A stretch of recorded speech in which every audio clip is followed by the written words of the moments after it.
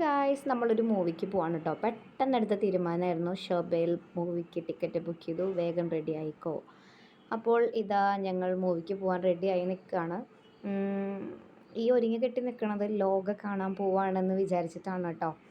അപ്പോൾ ഇതേ ഡ്രസ്സൊക്കെ മാറി ഭയങ്കര മിറർ സെൽഫിയൊക്കെ എടുത്ത് ഭയങ്കര പ്രഹസനം കാണിക്കുന്നുണ്ട്. ഞാൻ നല്ല ബ്രൗൺ ഷെയ്ഡ് ലിപ്സ്റ്റിക്കാണ് ഇട്ടിരിക്കുന്നത്. ഈ ക്യാമറയിൽ ഇങ്ങനെ തോന്നുന്നതാണ് കേട്ടോ. ഞാൻ അങ്ങനെ ഇടാത്തൊരു ഷെയ്ഡാണ്.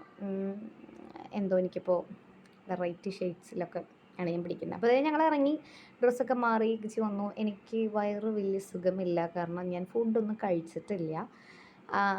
അതുകൊണ്ട് എനിക്ക് വലിയ സുഖമില്ലാതെ അത് ഞാൻ പോണത്. അപ്പോൾ അതേ പോവാണ് കേട്ടോ. പിള്ളേർക്ക് വേഗം കൊടുത്തു, ഞാൻ കഴിച്ചിട്ടില്ല. മോർണിംഗിലൊന്നും കഴിച്ചില്ല. ഞാൻ അങ്ങനെ ഫുഡ് കഴിച്ചിട്ടില്ല അന്നത്തെ ദിവസം. അപ്പോൾ ഇതേ ഞങ്ങൾ പോവാണ്. ഷൊബയിലെത്തി. ഷാർപ്പാണ് കേട്ടോ ടൈമിങ്. പിന്നെ മൂവിക്ക് പിന്നെ ഞങ്ങളറിയാമല്ലോ, ഞങ്ങൾ നേരത്തിനും കാലത്തിനും പോവില്ലേ ഗൈസ്. അപ്പോൾ അതുകൊണ്ട് തന്നെ അതേ 58 57 എന്നൊക്കെ പറഞ്ഞിട്ട് ടൈമിങ്ങിന് ഞാൻ എത്തിക്കും, അങ്ങനെ ഇങ്ങനെ എന്നൊക്കെ പറഞ്ഞിട്ടാണ് കേട്ടോ എൻ്റെ ഹസ്ബൻഡ് വണ്ടി എടുത്തുകൊണ്ടിരിക്കുന്നത്. അതേ ഞങ്ങൾ വേഗം ബൈക്കൊക്കെ പാർക്ക് ചെയ്ത് ഞങ്ങളിതാ പോവാണ്. ലേക്കിൻ്റെ ഭാഗത്തോട്ടാണ് കേട്ടോ ഞങ്ങൾ കയറുന്നത്. പിന്നെ ദേ എൻ്റെ വേദനപ്പോൾ ഞാൻ ഫുൾ ഈ ബാഗും കൊണ്ടാണ് ഞാൻ ഫ്രീ ആയിട്ട് നടക്കാൻ വേണ്ടി എൻ്റെ മോനിപ്പോൾ ബാഗും ചുമന്നുകൊണ്ട് നടക്കുകയാണ് ഗായ്സ്. അതും വളരെ നല്ല കാര്യമാണ് മമ്മീസ്. അപ്പം അങ്ങനെയൊക്കെ ചെയ്യാൻ പറ്റണവർ ബാഗൊക്കെ പിള്ളേരെ കയ്യിലൊക്കെ ഏൽപ്പിക്കാം. പിന്നെ അതേ ഞങ്ങൾ വേഗത ഐനോക്സിൽ കയറുകയാണ്. വേഗം തന്നെ കയറി കറക്റ്റ് പക്ക ടൈമിങ്ങിനാണ് ഞങ്ങൾ എത്തിയിരിക്കണത്. വേഗം ഇതാ ഞങ്ങൾ കയറിയിരിക്കുകയാണ്. പടം തുടങ്ങി.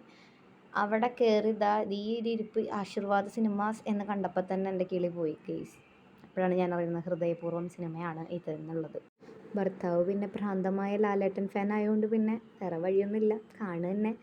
അപ്പോൾ ഇതാ ഇൻ്റർവെല്ലായപ്പോൾ ഇതൊക്കെ ഉറങ്ങി. ഇവന്മാരിതാ പോയി പോപ്കോണും കണ്ണി കണ്ടതൊക്കെ മേടിച്ചുകൊണ്ട് വന്നു ഗൈസ്. എനിക്ക് നല്ല വിശപ്പുണ്ടായിരുന്നു. വേദു വേഗം ആ പോപ്കോൺ എടുത്ത് അവൻ അവിടെ ഇരുന്നു. ഞാൻ ഈ പൾപ്പി ഓറഞ്ചൊക്കെ കുടിച്ച് ഇങ്ങനെ ഇരുന്നപ്പോൾ കുറച്ച് കഴിഞ്ഞപ്പോൾ നഗ്ഗറ്റ്സ് ഒക്കെ ഓർഡർ ചെയ്തിട്ടുണ്ടായിരുന്നു. അപ്പോൾ അതൊക്കെ കഴിച്ചു. ആ പോപ്കോൺ ഓൾമോസ്റ്റ് ഞാൻ തന്നെയാണ് കേട്ടോ ഗൈസ് തീർത്തത്. പിന്നെ രാത്രി 11 മണി ആയതുകൊണ്ടൊക്കെ തന്നെ പിള്ളേർ നന്നായി കിടന്നുറങ്ങിയിട്ടുണ്ടായിരുന്നു.